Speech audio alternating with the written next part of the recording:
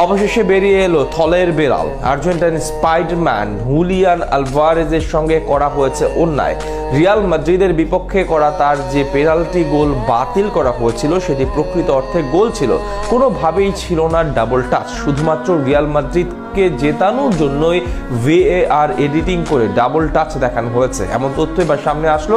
এমনকি সেই ম্যাচে দায়িত্বে থাকা রেফারিকেও করা হয়েছে বরখাস্ত। এমন অবিশ্বাস্য ঘটনার বিস্তারিত থাকছে রিপোর্ট।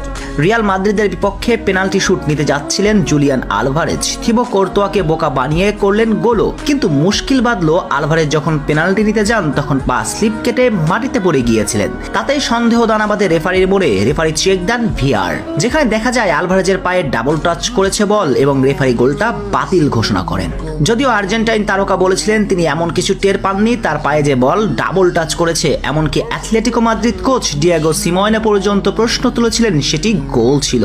MC স্পোর্টের রিপোর্ট অনুযায়ী অ্যাথলেটিকো মাদ্রিদ বনাম রিয়াল মাদ্রিদের চ্যাম্পিয়ন্স লিগের দ্বিতীয় লেগের VAR রেফারিকে বরখাস্ত করেছে UEFA। জুলিয়ান আলভারেজের পেনাল্টি বাতিল করার কারণেই এমন সিদ্ধান্ত নিয়েছে তারা। তদন্তে উঠে আসে যে আলভারেজের ডাবল টাচের যে ভিডিওটি সোশ্যাল মিডিয়ায় আসে সেটি ভুয়া কিংবা এডিটেড।